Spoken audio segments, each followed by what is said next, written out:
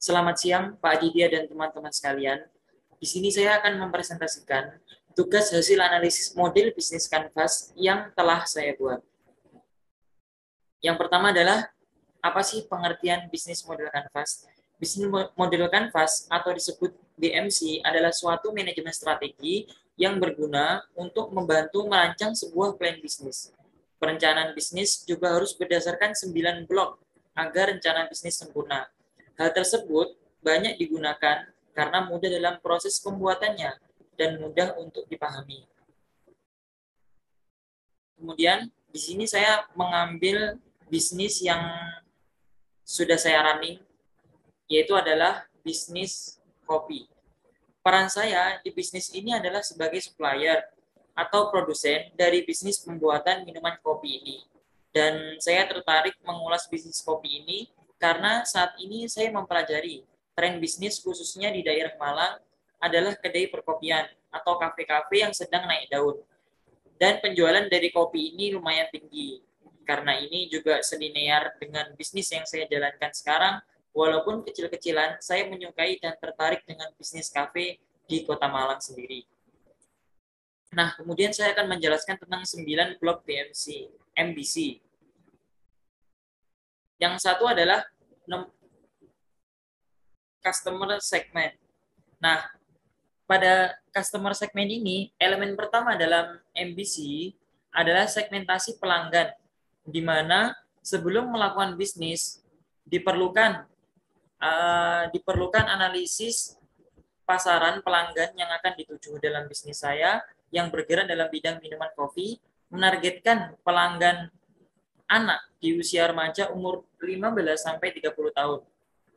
Nah, di mana di daerah Malang sendiri ini sangat didominasi oleh pelajar mahasiswa seusia tersebut, sehingga bisnis minuman kopi memiliki peluang penjualan yang lumayan tinggi. Yang kedua adalah value proposition. Setelah menentukan konsumen, perlunya mempertimbangkan value yang akan didapatkan dalam bisnis tersebut. Dikarenakan kopi sendiri sering dijadikan minuman sebagai teman menugas di kalangan anak muda, terutama mahasiswa. Tidak hanya itu, untuk pecinta minuman kopi sendiri relatif banyak jumlahnya di Kota Malang. Nah, yang ketiga adalah channel.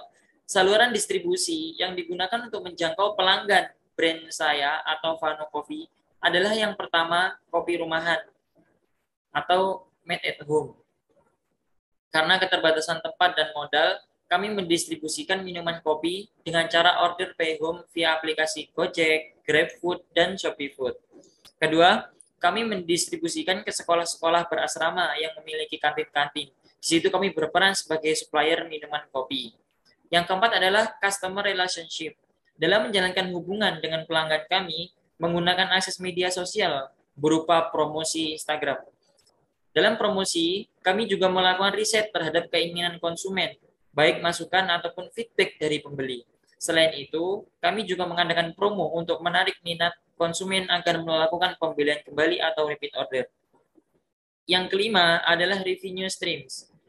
Sumber pendapatan utama dari Vano Coffee sendiri adalah dari penjualan kopi di kantin-kantin sekolah berasrama dan dari penjualan online via aplikasi GrabFood, ShopeeFood, dan GoFood maupun via akun Instagram Vano Coffee sendiri. Nah, selanjutnya yang keenam adalah key resource.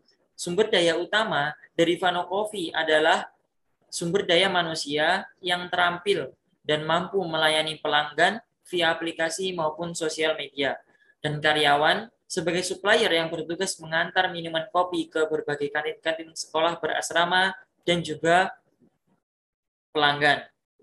Nah, yang ketujuh adalah key activities.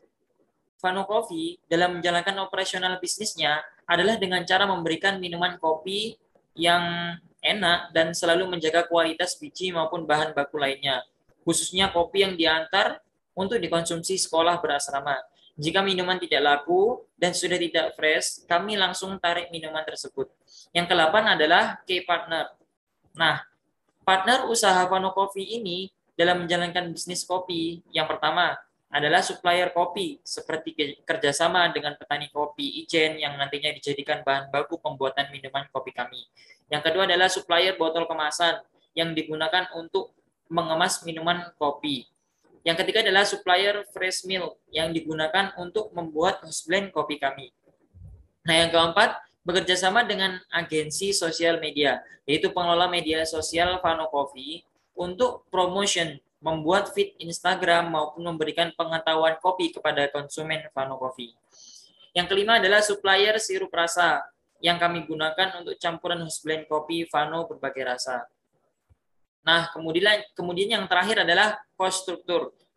Struktur pembiayaan usaha Vano Coffee ini meliputi yang pertama adalah bahan baku biji kopi, susu, ataupun sirup rasa. Yang kedua adalah biaya alat seperti timbangan kopi, teko, cangkir, sendok, dan botol kemasan, mesin kopi espresso, dan lainnya. Yang ketiga adalah biaya karyawan. Yang keempat adalah biaya listrik, air, dan gas. Yang kelima adalah biaya transportasi.